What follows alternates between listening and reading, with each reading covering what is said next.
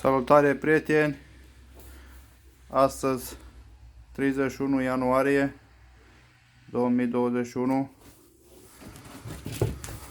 Mă pregătesc să dau mâncare la porumbei. Să vă arăt și vouă cum, mai exact așa cum le fac eu. Mâncarea. So. Aici am amestecul ăla care l-am făcut din sfecle roșii și cu lămâie și cu usturoi și cu ceapă și cu toate alea. Aici am cam un kilogram și de mâncare. Le-am făcut un pic mai mult, că ieri noapte și azi noapte au fost cam minus 6 grade aici și mănâncă cam mai mult decât normal. So. Acum amestec. Cam nașpa cu telefonul. N-am cum să-l spun.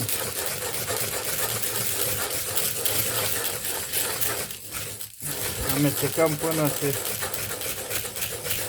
face ca lumea, toate boadele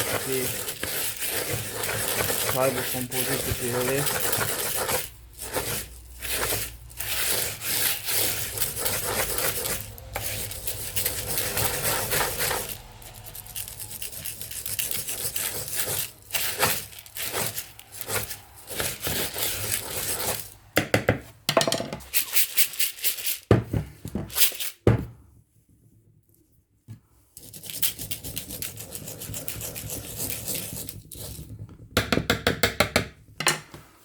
Așa, asta o pun înapoi în frigider. Asta o iau cu mine. Smerem să le dăm mâncare. Sunt un pic cam flămânz, că azi am venit un pic mai târziu la ei.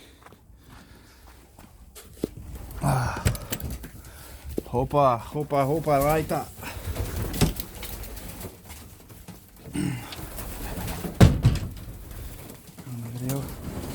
Mascule, prima dată le dăm la mascul, stați un pic, vei. Stați un pic.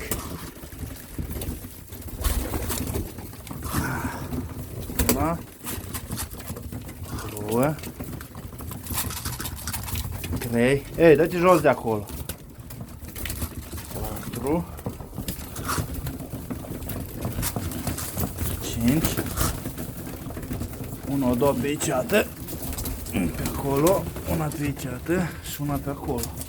Dă-ți-vă jos dintr-o acolo, mistreților.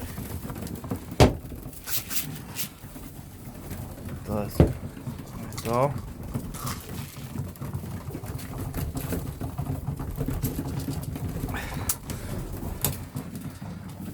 Așa. Mănâncă. Acum ne dăm la femele. Ei, fugi încolo. Fugi.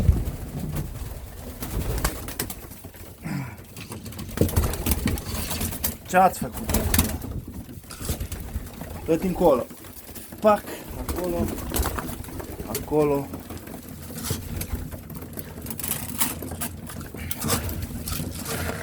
Băi, mi-am amestecat ca lumea. Ce înseamnă asta, băi? Normal trebuie amestecat mai ca lumea, dar n-am avut cum.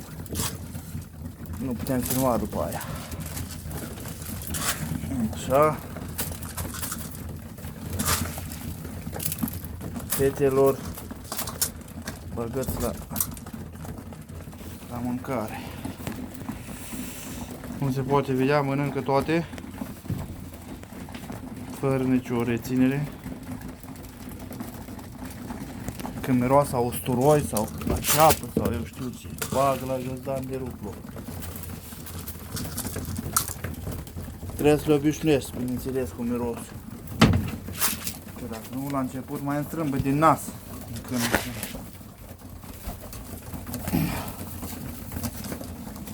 Stai, băi. Stați un pic, băi.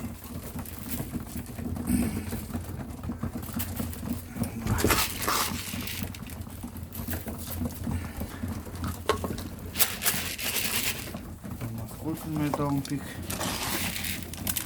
cam mult. Așa, restul dau la mascul. Sus de acolo. Așa-i. Toate sunt la mâncare, mănâncă. Nu e niciunul, zic că se simte bolnav sau ceva. Dacă vezi imediat dacă unul e bolnav sau deodată sănătos tu. Așa, aici gheoști ouă. Nu vă vine să credeți, dar mănâncă mai bine ca gritul. Porumbeii mei, gheoștii de ouă. Aici, hai mă ieși afară. Am cărămidă roșie. Amestecată, mai știu ce mai are prin trânsă pe acolo de la Paloma, un grit. Bun, îl mănâncă toate foarte bine. Și aici am de la Claus. Picolin. Lăsa scoci și de astea. Ăsta mai mănâncă, mai nu prea. Mai bine îl mănâncă ăsta roșu. Așa. Băi băieților, să vă mai dau un pic. Că voi sunteți golani, voi mâncați mai mult ca femelele. Să vă mai dai un pic de aici. Tac. Am terminat.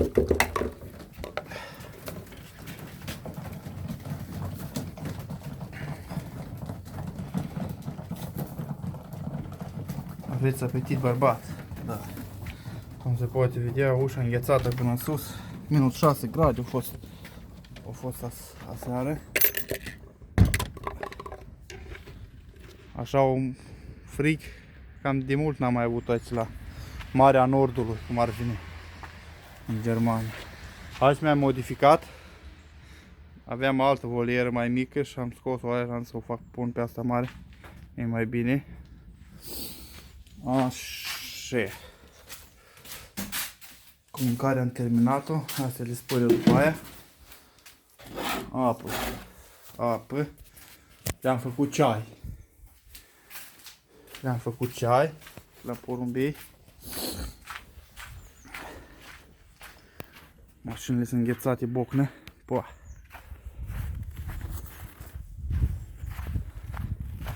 Mă să-mi iau ceaiul din casă.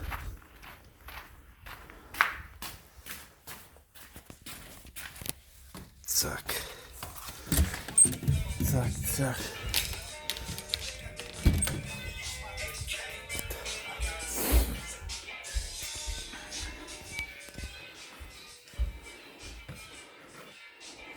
Doi litri jumate de ceai. Am făcut ceai de urzică.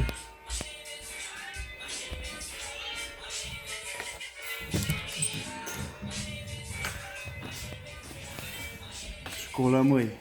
Am stors o lămâi și le-am pus-o cu ceai acolo. E foarte bun. O leac de vitamina C. Nu strică.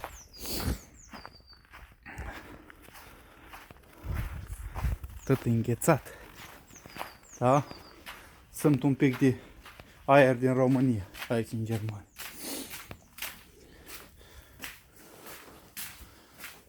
Așa. 2 litri jumate. 1 litru. 2 litri jumate. 1 litru. Așa. Mă dau la așa. La femeie.